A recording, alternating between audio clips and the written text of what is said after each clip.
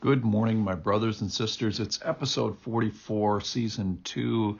We're going to talk today about the quote-unquote triumphal entry. Remember, though, that there really is no exit. He has a triumphal exit. It's by way of resurrection. So this is the one-way trip of Jesus into Jerusalem. He goes back and forth to Bethany for the next week or so. This is the Sunday before the Friday that Jesus is crucified. So the clock is ticking a little bit and the drum beats are getting louder. Let's read. It's in all four of the Gospels, and each Gospel adds a little bit of detail, which I'll kind of pull in. But I'm going to read from Luke chapter 19, verse 28, and just get started with that. And when he had said these things, he went on ahead, going up to Jerusalem. When he drew near to Bethpage and Bethany at the mount that is called Olivet, he sent two of the disciples, saying, "Go into the village in front of you, where on entering you will find a colt tied, on which no one has ever yet sat. Untie it and bring it here. If anyone asks you, 'Why are you untying it?' you shall say this, 'The Lord has need of it.'" So those who were sent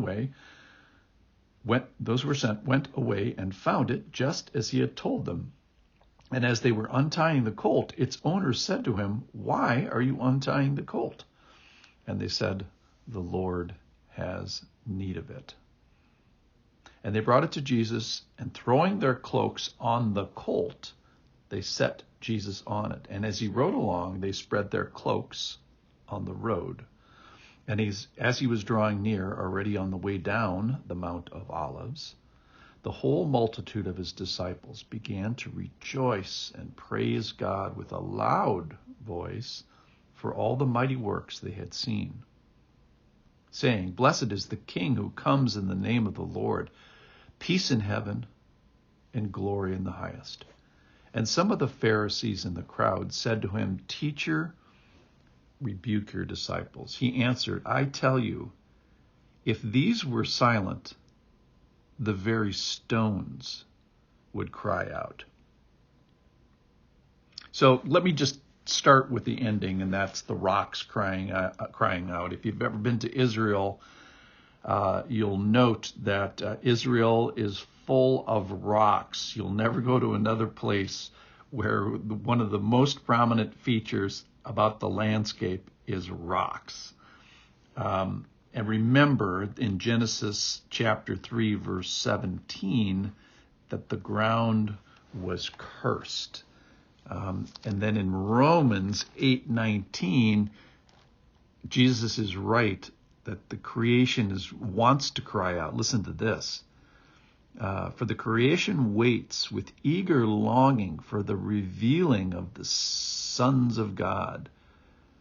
For the creation was subjected to futility, not willingly, but because of him who subjected it, in hope that the creation itself would be set free from its bondage to corruption and obtain the freedom of the glory of the children of God. For we know that the whole creation has been groaning together in the pains of childbirth until now. Then it goes on to say, not only creation's been groaning, we've been groaning too. So creation has been longing for this moment to be freed from the curse, which it did no fault of its own. Okay, so enough about the rocks. The rocks want to cry out, and if the people don't cry out in praise, the rocks are going to cry out in praise. Secondly, let's talk about the colt. Interesting here in Luke that there's an obedience for the two guys that are sent ahead. I think they were guys. They're commanded to go and untie the colt. So they go and they find a colt. Another gospel talks about that there's a donkey with it, a mother. That's in Matthew. And they obediently start to untie the colt without identifying who's the boss of the colt, who's the owner or the owners of the colt. So they start to untie the colt. The people around it, which are later identified as its owners, plural, in verse 33 here in Luke. So it's a multiply owned donkey and colt. Then they ask him, say, hey, what are you doing? Which is funny. And then in Mark it says, hey, we're going to send it back. But the real answer is the Lord has need of it, which is cool. And they say, okay. So let's talk about the prophecy and the praise. The prophecy is that Jesus is coming on a colt, and that is from a prophecy in Zechariah 9:9.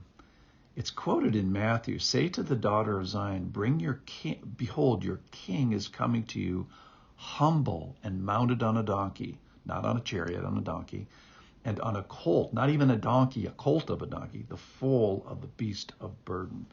So Jesus comes, announced this kingdom. At this time, he emphasized its peace. So this colt is representative of kingship and humility, which is an amazing combination. And finally, the people, they recognize him as maybe a Messiah. They say, blessed is the King who comes in the name of the Lord, peace in heaven and glory to the highest. In another gospel, they address him as Son of David, which goes all the way back to Samuel. When your days are, this is talking about David. When your days are filled and you lie down with your fathers, I will raise up your offspring after you. Now it's referring to Jesus. This is a prophecy about Jesus, who shall come from your body, and I will establish his kingdom. So way back in 2 Samuel, referring to David, chapter 7, verse 12, it talks about Jesus. He shall build a house for my name, and I will establish the throne of his kingdom forever. So when they refer to Jesus as the Son of David, this is what they're referring to. So we have so much here in this triumphal entry. We have rocks crying out. We have a colt that represents kingship. We have praise that identifies Jesus as David. And I can't help, this is called the triumphal entry, and I just couldn't help but think, well, what about the exit? The exit is even more triumphal. Stick around. We'll talk about that soon.